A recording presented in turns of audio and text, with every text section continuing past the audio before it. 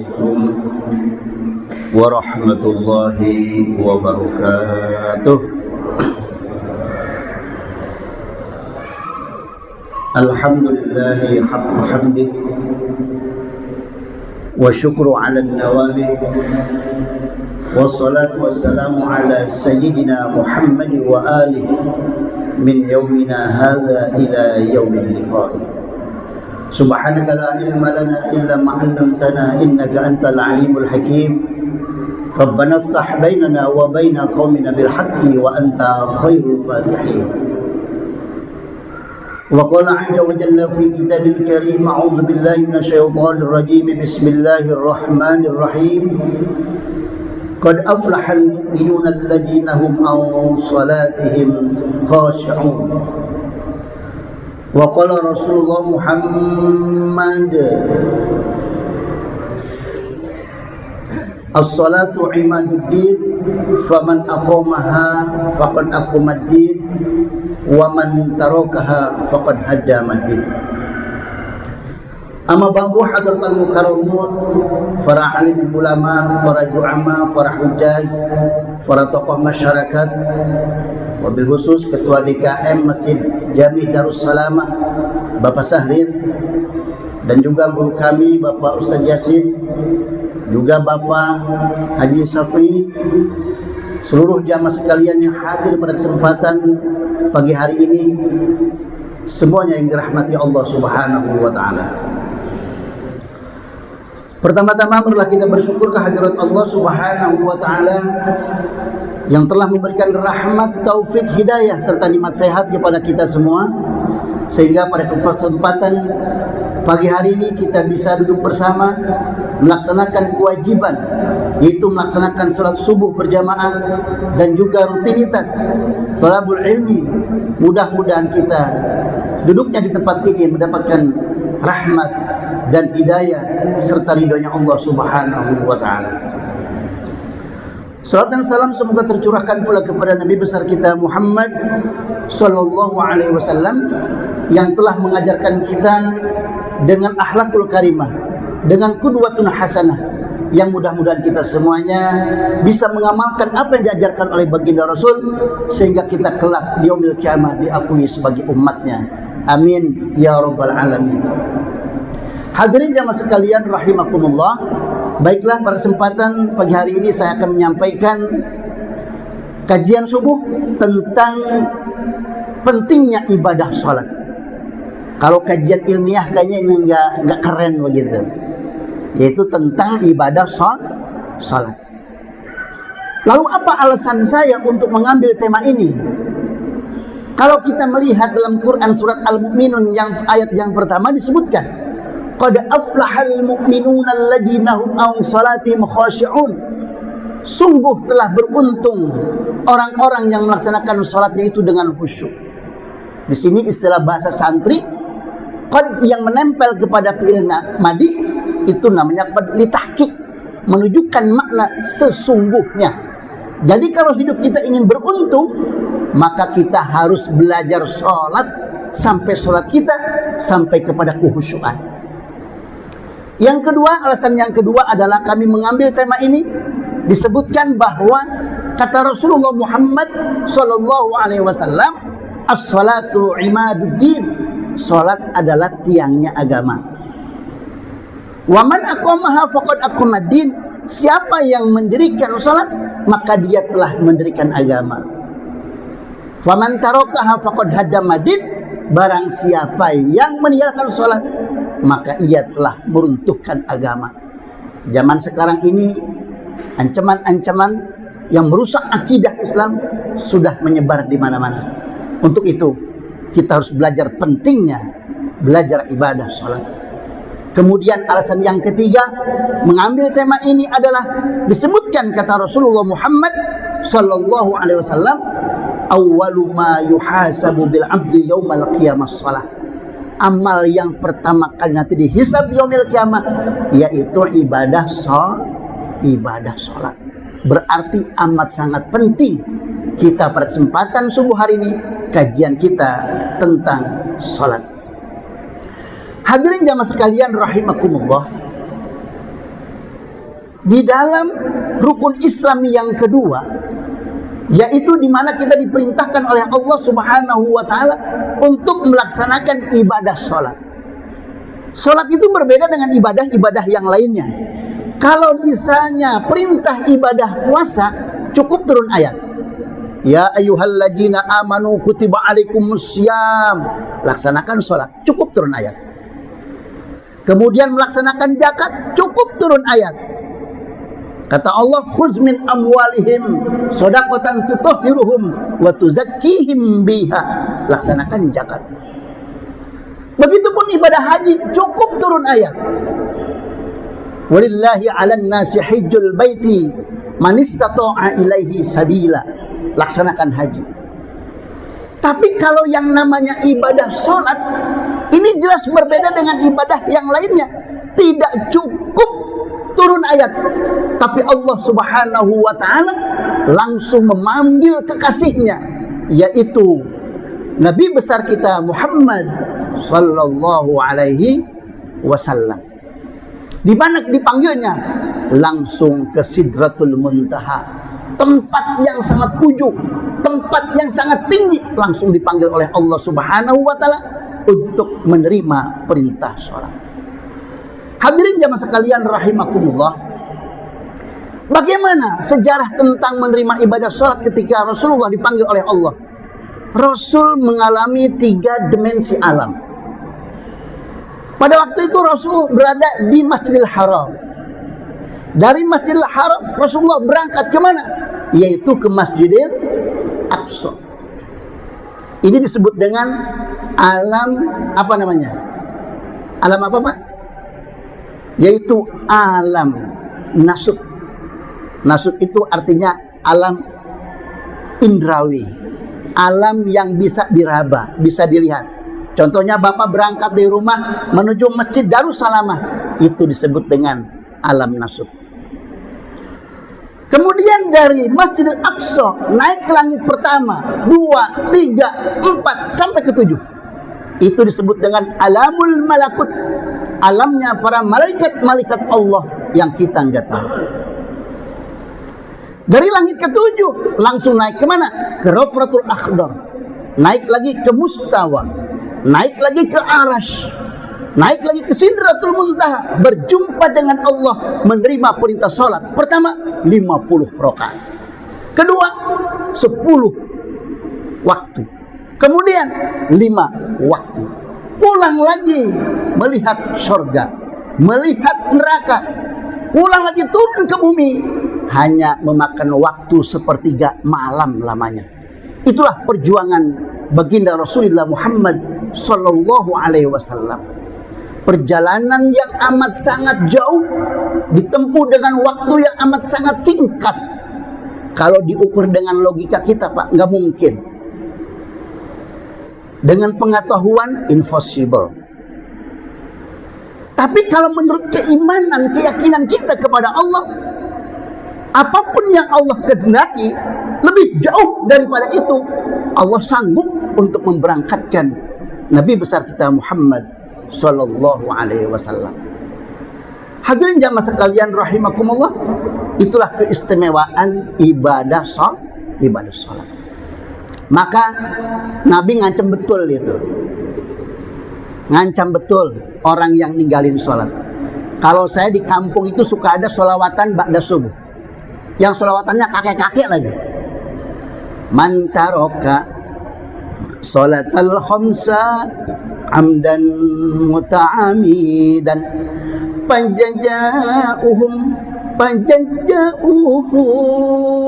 jahannam khalidan fiha. Barang siapa yang meninggalkan sholat 5 waktu, meninggalkannya dengan sengaja, maka dia ditempatkan di neraka jahanam. Na'udzubillah. Ada satu hadis lagi yang sangat jelas. Man taraka sholatan muta'ammidan faqad kafara jiharon.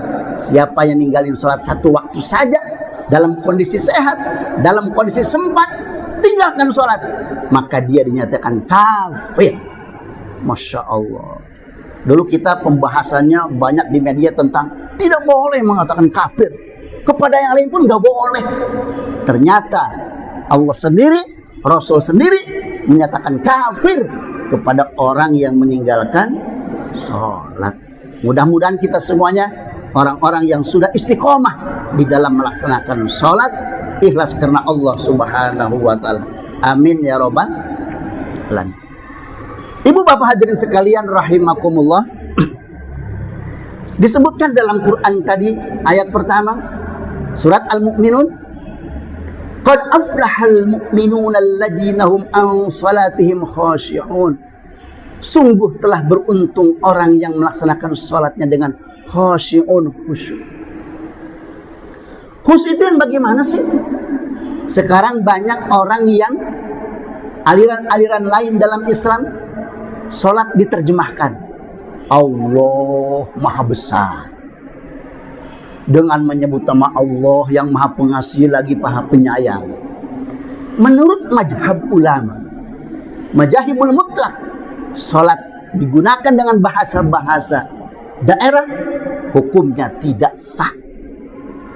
Tidak sah. Jadi salat itu adalah bagaimana supaya khusyuk salat. Khusyuk itu adalah seperti saya sekarang bicara dengan Bapak, Bapak mendengar saya, memahami apa yang saya sampaikan, itu namanya khusyuk. Paham Pak? Bapak sekarang kan ngerti nih bahasa saya nih. Pada begini. Ya. Itu khusyuk namanya. Kalau sholat seperti tadi diterjemahkan dengan nama Allah yang Maha Pengasih lagi Maha, itu bukan sholat, tapi menerjemahkan sholat. Gitu Pak ya.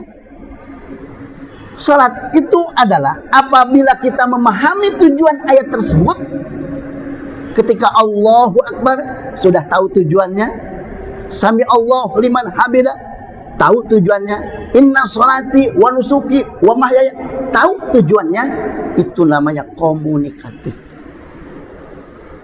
bukan diterjemahkan. Sekarang kan banyak Pak, di Indonesia masih ada yang menerjemahkan sholatnya khusus pakai bahasa Indonesia. Sampai salam sejahtera bagi, salam sejahtera bagi. Apaan sholat begitu? Ya Pak ya? Jamaah sekalian rahimakumullah. Apalagi yang kedua, di dalam proses khusyuk, kita harus juga memahami maknanya. Betul. Paham maknanya. Inna sholati, sesungguhnya sholatku, wa mahyaya, hidupku, wa mamati, dan mematiku, lillahi rabbil alamin. Semua Allah urus. Tahu mah? Komunikatif dengan Allah. Kemudian selanjutnya, jikalau kita sholat ingin khusyuk, memohon kepada Allah, pertama minta dilindungi dari gangguan-gangguan jin masjid. Jin masjid. Jangan dikira di masjid itu nggak ada jin. Jinnya jin iseng. Makanya Rasulullah meneruskan sufufakum, luruskan barisannya, rapatkan barisannya. Yang dirapatkan itu bukan hanya saja barisan, tapi yang dirapatkan hati kita juga. Makanya Rasul mengajarkan kepada kita, Rabbi a'udzubika min hamajatis syayatin wa a'udzubika Rabbi ayyahdurun. Ya Allah, lindungi hati kami. Kami akan menghadap Engkau ya Allah, berlindung dari ifrit setan yang akan merubah, mengganggu hati kami ya Allah. Itu penting Pak. Suka dibaca nggak? Ustaz, boleh nggak surat An-Nas? Boleh. Asal jangan surat Yasin kelamaan. Nggak jadi sholat. Ya. Kemudian yang ketiga, agar sholat kita khusyuk bagaimana? Sebelum kita takbir, setelah kita berlindung kepada Allah, kemudian kita memohon kepada Allah. Memohon apa? Memohon bimbingannya. Ya Allah, hamba akan menghadapmu ya Allah. Bimbinglah hati hamba ini ya Allah. Bukalah hati hamba ya Allah, agar hamba mengenal diri hamba dan hamba mengenal Engkau ya Allah. Engkau adalah raja di raja. Hamba ingin dekat dengan Engkau ya Allah. Jadi minta bimbingannya. Suka begitu Pak? Jadi kalau mau sholat di hati minta bimbingan Allah. Jadi ketika sholat itu setan ngincar terus, Pak. Ibrit tuh ngincar terus. Bagaimana caranya orang ini nggak khusus sholatnya? Bapak, kalau Bapak mendengarkan imam bacaan sholatnya enak gitu, apalagi di Mekah, di Madinah enak bacanya, Bapak ngapain tuh ketika denger itu? Cuma dengerin ya. Alhamdulillahirabbil alamin. Dengerin aja. Hati kosong. Di situ dia masuk, Pak. Harusnya bagaimana? Harusnya ketika imam baca Fatihah, kita jangan diem, tapi kolbu kita dibuka. Allah, Allah, Allah, Allah, Allah. Amin. Baru lanjut kita baca Fatihah. Jangan dikosongin hati. Ibrit gampang banget masuk gitu. Ibu bapak hadirin sekalian rahimakumullah, seandainya kita sudah belajar untuk proses sholat khusyuk itu tadi, insya Allah Allah turunkan hidayah buat kita sehingga kita bisa komunikasi dengan Allah Subhanahu wa taala. Amin ya rabbal. Sampai jam piro, Pak? Baru setengah 6. Jamaah sekalian rahimakumullah, saya mengutip salah satu ucapan yang mulia yang disampaikan oleh sahabat Nabi yang ketiga, namanya Sayyidina Utsman bin Affan radhiyallahu anhu. Kalimat ini dicantumkan di dalam kitab Nashaihul Ibad. Ini kitabnya. Kitabnya udah kitab kuno.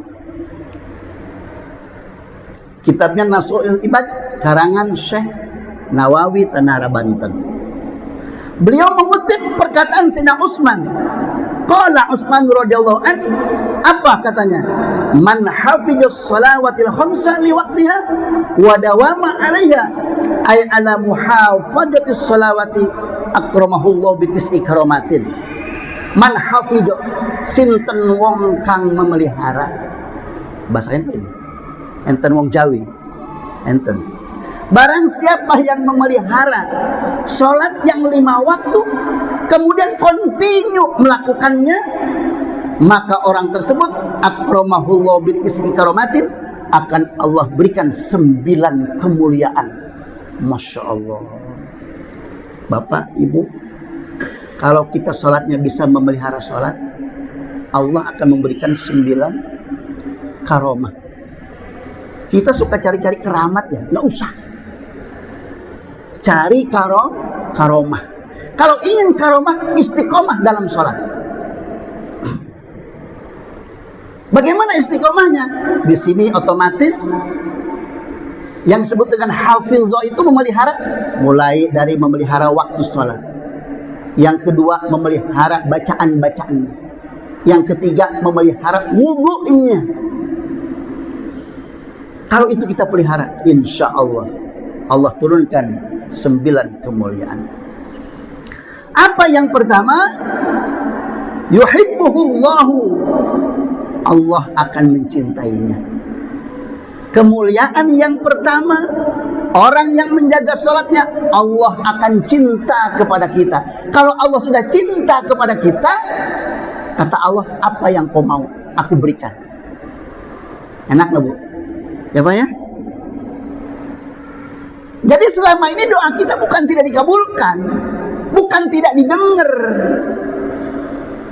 bukan tidak lagi dijawab oleh Allah, tapi sejauh mana kecintaan kita kepada Allah. Gak usah jauh-jauh deh, contohnya Bapak Ibu mungkin dulu memiliki seseorang yang kita cintai. Ada 2 orang wanita misalkan Pak ya. Yang satu kita cintai, yang kedua biasa-biasa aja. Andaikan 2 orang itu minta sesuatu kepada kita, kira-kira siapa yang dikasih duluan? Hah? Yang dikasih duluan adalah orang yang kita cintai. Betul nggak? Begitupun Allah Subhanahu wa ta'ala akan memberikan orang-orang yang dicintainya, yaitu orang yang memelihara sholat 5 waktu. apalagi sholatnya berjamaah. Bisa Bapak Ibu berjamaah? Boro-boro. Saya sendiri sholat berjamaah mah nggak bisa. Berjamaah bukan hanya saja di masjid. Ngajak istri di rumah, ngajak anak, ngajak menantu, ngajak cucu. Allah banget berjamaah di rumah. Tapi kalau rumahnya berdampingan masjid, harus di masjid. Jamaah sekalian rahimakumullah, itu yang pertama, orang tersebut akan dicintai oleh Allah. Yang kedua adalah kata Sayyidina Utsman radhiyallahu anhu, orang yang memelihara salat adalah wa yakunu badanuhu sahihan. Badannya akan Allah berikan kesehatan bila uyubin, tanpa cacat. Jadi kalau Bapak ingin sehat badannya, jawabannya salat. Gak ada lagi. Tapi sekarang kita kan yang kita pikir apa Pak? Jogging yang didahulukan. Betul nggak? Jogging yuk, libur, muter. Padahal jawaban sudah jelas. Jawabannya sholat. Sholat yang bagaimana? Sholat yang sesungguhnya. Bagaimana nggak sehat badan kita Pak, Ibu kalau sholat? Sebelum sholat saja kita sudah berwudu.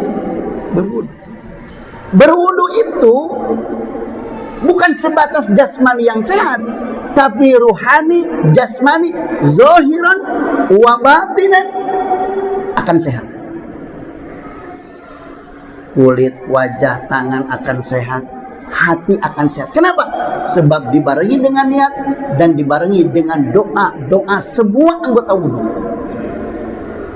Contoh, ketika kita berwudu, Allahumma hafad yadayya mimma asyika kuliha. Ya Allah, ini tangan penuh dengan dosa. Ya Allah, ampuni semua dosa yang di tangan hamba semuanya. Ya Allah, Allahumma ini ala zikrika wa syukrika wa husni ibadatik.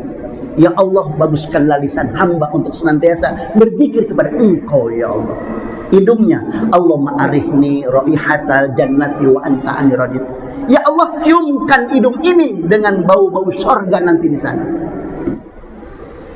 Kemudian wajahnya, Allahumma bayyid wajhi yauma tabyaddu wujuh wa taswaddu wujuh.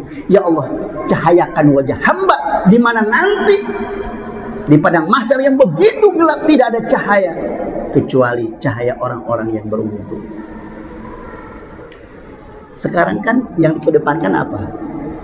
Apa Pak?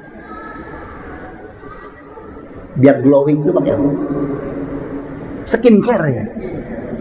Nenek-nenek pengen skincare sekarang. Pas dipakai panas. Tahu-tahu bukan skincare, press care. Hanya hitam wajahnya itu. Jangan. Apalagi bapak-bapak, cukup berwudu dengan sempurna. Coba Pak, tangan kita pakai doa. Allahumma ini kitabi biyamini wa hasibni hisabai yasira. Ya Allah, berikanlah nanti kitab catatan amal kebaikan nanti di padang mahsyar. Berikan pada tangan kanan ini ya Allah.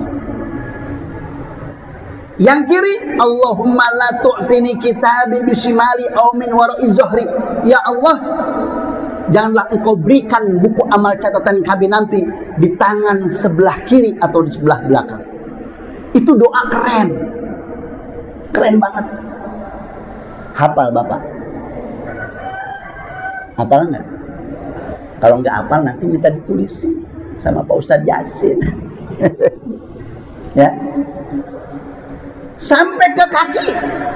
Allahumma sabbit qadamaya ala siratim mustaqim yauma tusabbitu fi aqdama ibadikas sholihin. Ya Allah, tetapkanlah kaki hamba nanti akan nyebrang jembatan Shiratal Mustaqim. Jangan sampai terpleset nanti di jembatan tersebut. Keren banget itu doa. Masya Allah. Itu jikalau ibadah kita ingin terus berkualitas. Jadi jamaah sekalian rahimakumullah, orang yang memelihara salat wa yakunu badanuhu sahihan, badannya akan sehat. Contohnya sebelum sholat kita berwudu, berdirinya saja sudah sehat. Ini melatih keseimbangan tubuh dan memperkuat otot. Kemudian ruku saja, ini bisa melenturkan pinggang dan punggung. Kita suka pegal-pegal Pak ya? Pegal gitu. Itu ketika ruku melenturkan punggung dan pinggang. Kemudian sujudnya itu bisa mengalirkan darah dan oksigen ke otak. Makanya sujud agak lamaan. Kalau sudah mengalir oksigen dan darah ke otak, maka disitulah kita akan menambah ketenangan pikiran kita, sehat. Kemudian ketika duduk iftirasnya, kakinya jangan begini, tapi agak begini, kakinya. Itu untuk menghilangkan penyakit kencing manis. Jadi komplit di dalam sholat itu. Makanya disebutkan kata Nabi, as-salatu miftahu kulli khair. Sholat itu kunci dari semua kebaikan. Jamaah sekalian rahimakumullah, itu yang kedua. Kemudian yang ketiga, kata Sayyidina Utsman radhiyallahu an, orang yang menjaga sholatnya itu adalah wa tahrusuhul malaikatu. Dia akan dijaga oleh malaikat Allah. Bapak ke kantor, bapak ke kebun, bapak ke pasar berdagang, kemana saja pergi, malaikat akan mendampingi kita. Bukan lagi hodam Pak. Hodam dipanggil pengen nyelamatin kita, gak ada kekuatan apa-apa. Apa kita minta dihadirkan malaikat? Jangan. Ngapain malaikat hadir ya? Yang datang bukan malaikat, setan sisi kiri. Kenapa orang yang sholatnya dipelihara, malaikat mendampinginya? Itu sudah perintah Allah. Disebutkan dalam Quran surat Ar-Ra'd ayat 11. Lahu mu'aqibatun min baini yadayhi wa min khalfihi yahfazunahu min amrillah. Bagi manusia ada malaikat-malaikat yang selalu menjaganya bergiliran dari depan dan belakangnya. Mereka menjaganya atas perintah Allah Subhanahu wa ta'ala. Jadi otomatis. Makanya nggak sedikit Pak ya, kita lihat di Palestina, bom cedung, yang lain meninggal, hancur, ada satu orang yang masih. Itu salah satu orang yang melihara sholat. Tabrakan duar, mobilnya hancur, orangnya nggak apa-apa, termasuk yang dijaga oleh malaikat yang memelihara sholat. Jadi kalau hidup ingin aman, sholat, nggak usah pakai apa-apa. Makanya wajar ketika dikatakan tadi, sholat itulah kunci dari semua kebaikan. Kemudian yang keempat, wa tanjilul barakatu ay al khairul katsiru fi darihi. Orang yang menjaga salatnya adalah wa tanzilul barakah. Allah akan menurunkan keberkahan fi darihi, di rumahnya. Ya Allah, keberkahan apa Pak? Keberkahan kan banyak ya. Keberkahan umur kita panjang, bisa melaksanakan sholat tepat waktu. Kemudian bisa melangkah ke masjid, bisa bersedekah, bisa beramal soleh, itu berkah. Jadi kalau kita panjang umur, minta sama Allah, ya Allah panjangkan umur saya, sholat enggak. Kasihan juga, yang banyak adalah dosa, kan gitu. Apalagi keberkahan rizki, Allah kirim rizki ke rumahnya yang barokah. Gajinya nggak gede, biasa-biasa saja, tapi cukup untuk menghidupi keluarganya, tapi cukup untuk bayaran anaknya sekolah, sekalipun sedikit rezekinya. Itu nilai berkah. Apalagi keberkahan rumah tangga, istrinya selalu sehat, suaminya selalu sehat, anaknya pada sehat, pada mau sekolah, pada mau ngaji, pada mau belajar, disuruh nyuci, disuruh sholat, disuruh ngaji, berkah. Tidak sulit. Makanya saya bilang tadi, inilah saya ambil, nggak usah jauh-jauh, tentang sholat aja dulu deh, gitu ya, Masya Allah. Kemudian keberkahan apa lagi? Keberkahan ilmu. Jadi kita punya ilmu, Pak, tidak mesti harus punya kitab sekian lemari, enggak. Minta sama Allah ilmu yang manfaat dan barokah. Bisa ngajarin tetangga, bisa ngajarin anak sendiri, ngajarin Al-Quran, ngajarin hadis. Karena ilmu itu kalau sudah ada diperintahkan oleh Rasul, balighu ani walau ayatan, sampaikanlah sekalipun hanya satu ayat. Di sini ada Pak Ustadz Yasin. Ayo, hidupkan lagi pengajian. Jangan sampai nutup. Pak Ustadz Yasin akan ditanya nanti di padang mahsyar. Jamaah juga akan ditanya nanti di sono. Kata Allah, Ustadz Yasin, kenapa itu kepada nggak ngaji? Kata Ustadz Yasin, sudah saya informasikan, tapi saya nggak mau maksa, ya tetap nggak datang. Oh gitu. Tanya sekarang jamaah, kenapa nggak ngaji? Waduh, kata jamaah, saya nggak sempat, capek, kerja pulang malam. Ditanya lagi. Jadi kedua-duanya ditanya. Maka kewajiban yang punya ilmu adalah menyampaikan sekalipun sedikit ilmunya. Ilmu yang barokah sekalipun sedikit akan berkualitas hidupnya. Ya Pak ya? Gak usah kita mengejar terlalu keren-kerenan lah. Ilmu sedikit bermanfaat, apalagi ilmunya banyak bermanfaat, lebih hebat lagi. Ibu bapak hadirin sekalian rahimakumullah. Kemudian yang kelima, orang yang memelihara sholatnya itu adalah wa yazharu ala wajhi simas sholihin. Orang yang menjaga sholatnya akan terpancar di wajahnya itu simas sholihin, ay alamatuhum, yakni ciri-ciri tanda-tanda orang yang sholat. Apa tandanya? Cahayanya akan kelihatan, tapi cahaya di sini bukan cahaya fisik, tapi aura muncul karena ketaatannya kepada Allah, karena zikirnya kepada Allah, karena ibadahnya kepada Allah, terpancar di wajah. Senyumannya subhanallah al-alih ibadah. Tatapan matanya membuat kita gak kuat melihatnya. Senyumannya tidak dipaksakan, ikhlas kelihatannya senyumannya. Itu tanda orang-orang yang menjaga sholatnya, nampak di wajahnya. Jadi yang dilihat itu adalah bukan tanda yang physically, tapi kelihatan dari mulai akhlaknya, perilakunya baik. Insya Allah, mudah-mudahan kita semua bisa meraih itu.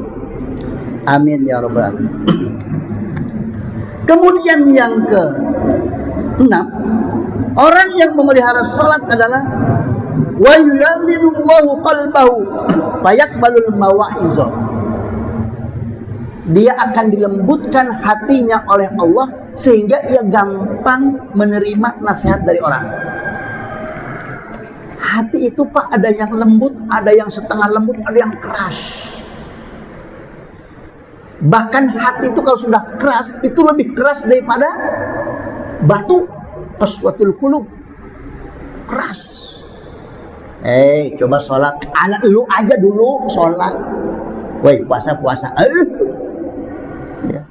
Woi, jangan bikin onar di sini. Nih, itu hati keras. Orang yang memelihara sholatnya, hatinya akan dilembutkan oleh Allah. Dia gampang menangis. Lihat orang gak mampu, Masya Allah, kasihan amat. Lihat orang putus sekolah, Masya Allah, yuk sini. Aku yang kasih beasiswa. Lihat masjid belum selesai, dibantu. Keren itu ya Allah. Makanya Bapak minta kaya sama Allah. Biar apa? Gampang sedekah. Makanya Allah belum ngasih kaya kepada kita. Jangan-jangan kalau kaya kita mah tambah istri terus. Ya Pak ya. Inilah. Jadi kita memang penting. Kemudian orang yang hatinya lembut itu mudah memaafkan orang lain. Ya Pak ya. Jangankan orang lain yang salah, dia sendiri nggak salah, yang salah orang lain, malah dia sendiri yang minta maaf. Maafkan ya, tadi kalau kamu tersinggung. Itu hati lembut banget. Ya. Dia selalu bangun tengah malam menangis di hadapan Allah. Memohon, Rabbana ya Rabbana zalamna anfusana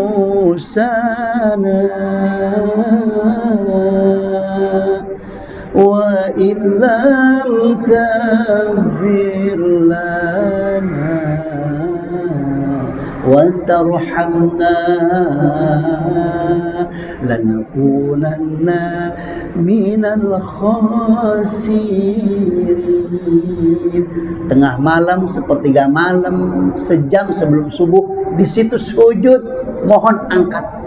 Kata Allah, astajib lakum, aku berikan apa yang kamu minta. Jadi kunci semua kehidupan, satu di dalam sholat, yang kedua waktunya 1 jam sebelum subuh, di situ bangun. Jam 3 sudah mandi, bangun, ya Allah. Kenapa Pak? Sebab pada waktu itu Allah turun ke langit dunia, melihat hamba-hambanya. Siapa yang memohon? Siapa yang sujud? Ayo, mau apa? Tuh. Kita kan terkadang bangun juga kalah sama ayam ya. Tidur lagi. Ada alarm, matiin lagi alarmnya ya. Masya Allah. Itu alarm, kita niat mau bangun, tapi udah bagus Bu. Niatnya saya sudah bagus mau bangun, pasang alarm. Begitu alarm bunyi, gitu. Kenapa sih Pak kalau bangun subuh itu susah? Paling susah bangun subuh. Karena kiri kanan ini, yang kanan ada malaikat, yang kiri ada setan. Tadi Pak Haji ajan, as-salatu khairum minan naum. Kata malaikat, bangun, bangun, bangun, ambil sejadah. Kata sebelah kiri setan, bangun, bangun, bangun, ambil selimut. As-salatu khairum minan naum. Kata malaikat, ambil sejadah. Kata setan, ambil selimut, ambil sejadah, ambil selimut, ambil sejadah, ambil selimut, diambil sejadah, pakai selimut. Diambil sejadah pakai, bukan pakai sholat, malah pakai. Inilah jamaah setan. Aduh, itu kita banget ya, Masya Allah. Jadi orang-orang yang sudah Allah lembutkan hatinya akan mudah minta maaf. Dia selalu menangis dan selalu mendoakan orang lain tanpa harus diminta oleh orang itu. Tetangga sedang sakit habis sholat, ya Allah ridhomu ya Allah. Tetangga hamba namanya ini, sehatkan ya Allah, kasihan ya Allah. Al-Fatihah. Keren mendoakan orang gak diketahui. Kita sudah nggak mendoakan, sudah nggak nengok sudah wafat. Ya baik. Ketika dengar orang sakit, doain. Sekalipun yang sakit musuhnya, kalau hatinya sudah lembut, pasti akan dia doakan. Ya Allah, dulu dia pernah menyakiti hamba, sekarang dia sakit ya Allah. Sehatkan ya Allah, turunkan rahmat dan hidayahmu ya Allah. Wih, kerennya minta itu doa. Langsung Allah mencatat, kau adalah ahli surga. Jadi memang susah Pak ya. Kalau kita sama musuh gimana Pak? Begitu dengar sakit gimana bahasanya?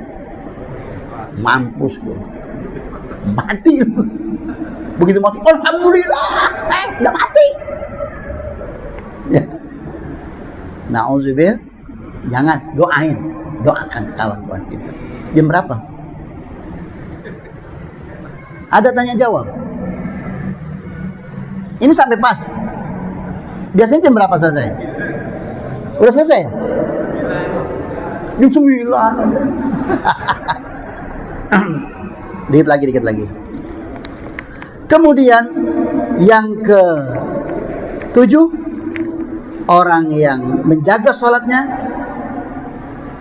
wa yamuru ila sirati kal barqil lami', nanti dia ketika menyeberang di jembatan Shiratal Mustaqim kal barqil lami', seperti kilat yang menyambar, langsung sampai ke surga.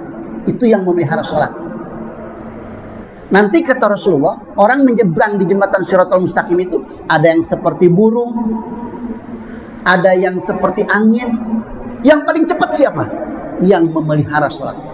Langsung sampai ke surga. Ibu, jembatan Shiratal Mustaqim itu para ulama menggambarkan berapa jauhnya jembatan itu. Bukan lagi pakai meter. Panjangnya itu 1000 tahun turun, 1000 tahun nanjak, 1000 tahun lurus baru nyampe. Sudah kecilnya seperti rambut dibelah 7. Mana tajamnya lebih tajam daripada pedang. Gimana nggak masuk akal kita nyebrang kayak begitu? Kita baru nginjak aja kaki udah copot tuh. Iya. Tapi kita rajin sholat, menjaga sholatnya. Orang pada aneh. Siapa itu? Cepat anak. Oh, jamaah Masjid Darussalamah. Alhamdulillah. Kemudian yang ke-8, wa yunjihillahu minan nar ay dari jahannam, ay nari jahannam. Dia akan diselamatkan oleh Allah dari neraka jahannam. Ini yang kita pinta setiap waktu sholat.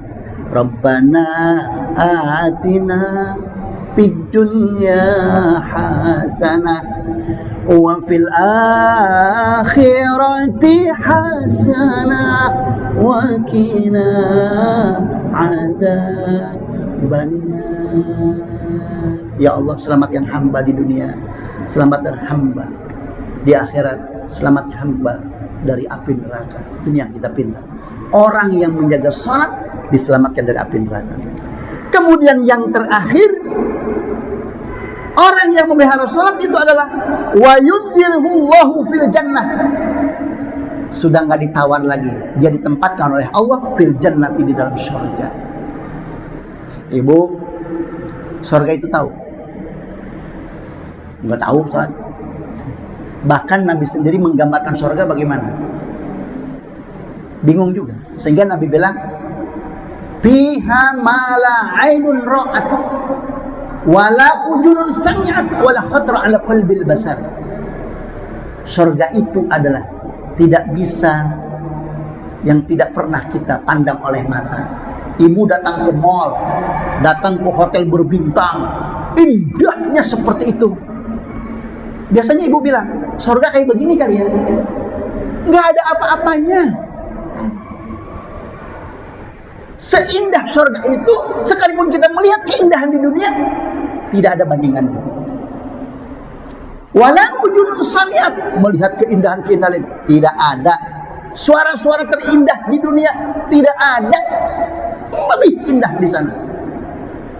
Wala khatra ala qalbil basar, dan tidak bisa dikertakan hati surga seperti itu, tidak. Masya Allah, Masya Allah. Mudah-mudahan ini semuanya ahli surga. Amin ya rabbal alamin. Nah, setelah itu di surga bagaimana? Dia didampingi oleh fi jiwaril ladzina la khaufun alaihim wa la hum yahzanun fi qurbil auliya'il kibar. Dia akan bertetanggaan dengan ulama-ulama, bertetanggaan dengan wali-wali, bertetanggaan dengan nabi dan rasul nanti di dalam surga. Subhanallah. Itu yang kita harapkan. Ternyata itu semua kuncinya adalah kita harus belajar menjaga sholat. Insya Allah, mudah-mudahan usaha kita di dunia untuk belajar sholat dengan khusyuk, semoga Allah memberikan hidayah kepada kita semuanya, sehingga ibadah sholat kita terus dan terus sampai berjumpa dengan Allah, hati kita dekat dengan Allah, komunikasi terus dengan Allah. Insya Allah kita menjadi kekasihnya, dan pada akhirnya hidup akan masuk ke dalam surganya. Amin ya rabbal alamin.